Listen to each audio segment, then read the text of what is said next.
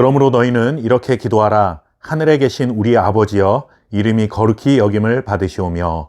아멘. 신앙생활에 있어서 기도는 매우 중요합니다. 기도는 하나님과 가장 은밀하게 교제할 수 있는 시간이며 하나님께서 우리에게 은혜를 부어주시는 통로이기도 합니다. 예수님을 믿고 따르는 그리스도인들에게 있어서 기도는 아무리 강조해도 지나치지 않다고 말할 수 있는 것이죠. 기도를 열심히 많이 하는 것도 중요하지만 사실 더 중요한 것은 무엇을 기도하느냐 하는 기도의 내용이고, 그보다 더 중요한 것은 누구에게 기도하느냐 하는 기도의 대상이라고 할 수 있습니다. 예를 들어 중요한 시험을 앞둔 자녀를 위해 기도하는 부모님의 기도를 생각해 보십시오. 사랑하는 자녀가 건강하게 최선을 다해서 공부할 수 있게 해주시고 시험에서도 좋은 결과를 얻게 해달라고 기도한다면 그 내용에 문제가 있는 것도 아니고 자녀를 생각하는 부모의 마음도 굉장히 간절할 것입니다. 그런데 이 기도를 동네 뒷산에 있는 신기하게 생긴 바위가 있다고 해서 그것이 신비로운 힘을 가졌을 것이다 생각하고 바위를 향해 기도한다면 과연 그 기도가 무슨 효과가 있겠습니까?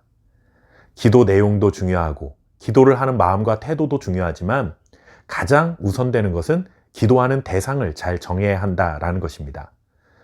예수님께서 가르쳐 주신 기도, 우리는 이것을 주기도문이라고 부릅니다. 많은 내용들을 우리가 나눌 수 있겠지만 특별히 우리가 과연 누구에게 기도하는가, 기도의 대상이 누구인가 하는 것을 살펴보고자 합니다. 우리는 이 질문에 이미 답을 알고 있습니다. 우리가 기도하는 대상은 살아계신 하나님입니다. 우리의 기도가 허공의 메아리가 되지 않는 이유는 지금도 살아계시고 우리의 기도를 들어주시고 응답해 주시는, 그리고 전능하신 능력을 가지고 계신 하나님이시기 때문입니다. 그런데 너무나 잘 알고 있는 당연한 사실인데 이것이 왜 중요한가 하면 주님이 가르쳐 주신 주기도문에서 예수님께서 하나님을 아버지다라고 부르고 있다는 것입니다. 아니, 하나님을 아버지라고 부르는 것이 뭐가 그렇게 중요한가? 당연한 거 아니야? 하실지도 모르겠습니다. 그러나 하나님을 아버지라고 부르며 기도하신 주님의 기도는 당시 유대인들에게는 굉장히 충격적인 일을 할 수 있습니다. 왜냐하면 유대인들은 기도하면서 하나님을 아버지라고 부른 적이 없기 때문입니다. 구약 성경을 보시면 하나님을 아버지로 기록하고는 있지만 기도하는 곳에서 하나님을 아버지라고 부른 적은 단 한 번도 없습니다. 하나님을 전능하신 창조주이며 구원자로 믿기는 하지만 나에게 가장 개인적이고 친밀하신 아버지라 부르며 기도하지는 않았다 하는 것이죠. 주님께서 하나님을 아버지라고 부르면서 기도를 시작하신 것에는 두 가지 의미가 담겨 있습니다. 첫째는 신뢰와 친밀함입니다. 우리가 아버지께 드리는 기도는 기본적으로 하나님의 자녀라는 관계에서 출발하는 것입니다. 부모와 자녀는 이 세상 모든 관계 중에서 가장 친밀하고 개인적인 관계입니다.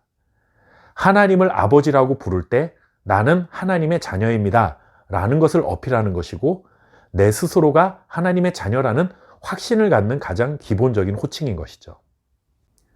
두 번째 의미는 순종의 의미가 담겨 있습니다. 우리가 하나님을 아버지라고 부르는 것은 아버지의 뜻을 존중하고 따르겠다라는 의미가 담겨 있는 것입니다. 부모와 자녀는 가장 친밀한 관계이면서 동시에 자녀가 가장 존중하고 따라야 하는 관계이기도 합니다.